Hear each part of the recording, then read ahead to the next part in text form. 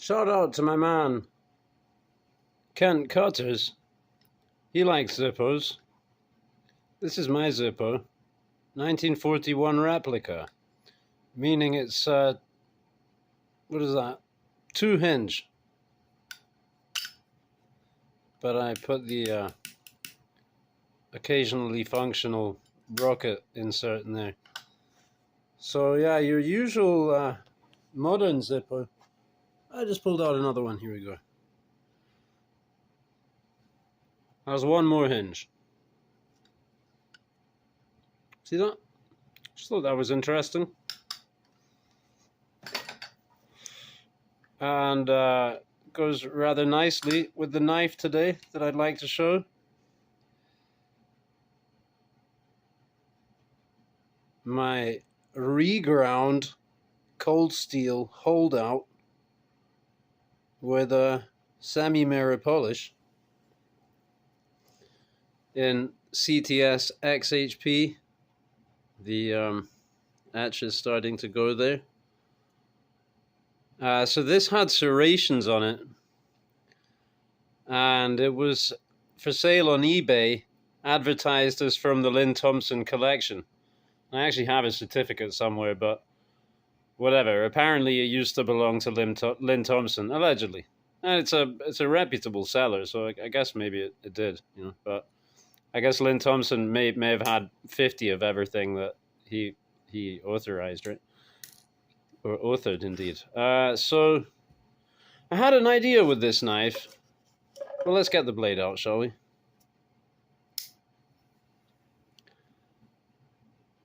So I wanted to follow the original profile as closely as I could, and I wasn't really able. I ended up digging in here, so I kind of over-sharpened down there. But I did largely kind of also maintain the chisel grind, so you can see on this side we've got a full convex, and on this side it's pretty flat. Well, full convex, it's more convexed. It's an asymmetrical grind. It isn't really anything because it's just a kind of a convex grind that's flatter on that side. But this would be a common grind on a Japanese kitchen knife, except I think this would be then for a left-hander, because you would have the flat side toward the food that you're actually cutting, and then the convex side will shrug the food. However, the Yakut knife, famous Yakut knife for woodworking, the way they make it is this side is your convex, and that side is your flat side. And this is a Wowie Performer now. So, yes, the idea, you may have guessed, did already grab the tube. But that's not very original. But what I thought is, because I'm pretty confident this is going to be able to go through more than once, I'm going to see how many cuts I can get on one roll. How about that?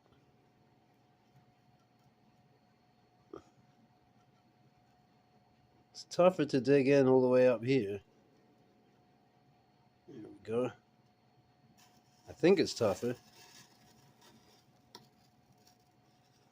Oh yeah, also notice no choil now. And the thing is that, like, the first serration, as it were, was not sharpened. So that was what made it so tough for me to, it was kind of like doing a choil delete. Doing that, you can see I kind of dug in there and what have you. But, you know, it'll all sharpen out in the end, I reckon. And it is sharp all the way down to the choil. So that's one. Would have been cool if I'd left it standing, but, you know.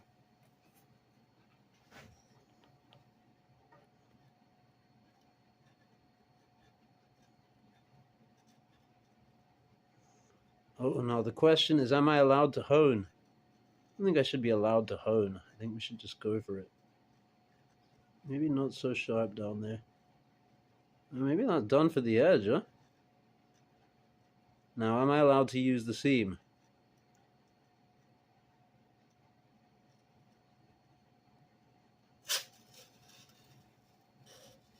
Well, we'll say yes, because I just did. Just went in on the seam.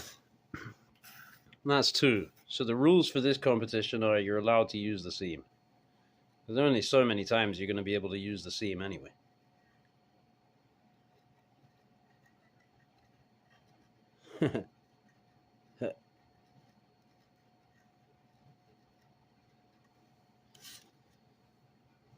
Alright, I'm allowed to strop on my hand. I'm making the rules up as I go. That's classic immature behavior. Let's try that.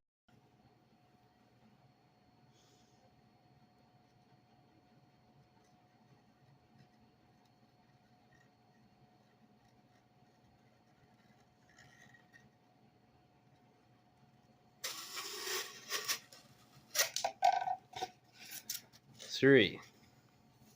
Now my phone's just done the thing that it does when it runs out of memory space, meaning hopefully I can get this done quickly and then splice them together in the editing. Okay, the hand strop seemed to work last time.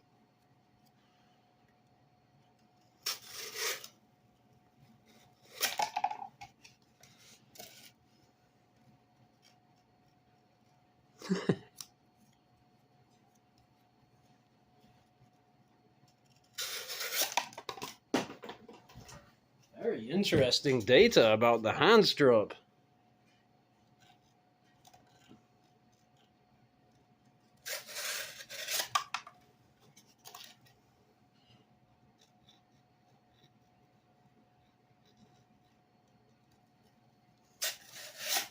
That was the seam again.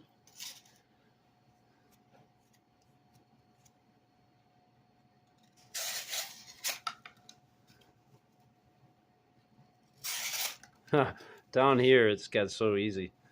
You can push harder.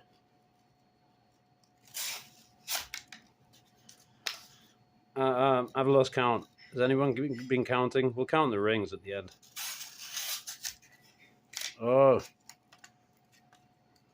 Maybe we're done.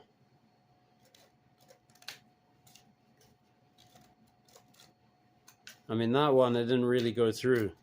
I'm not even going to count that. But that doesn't count. Because it didn't go cleanly all the way through. I had to cut it on the board there. So, on the block. So, 1, 2, 3, 4, 5, 6, 7, 8, 9, 10. Awesome. Great fire starter.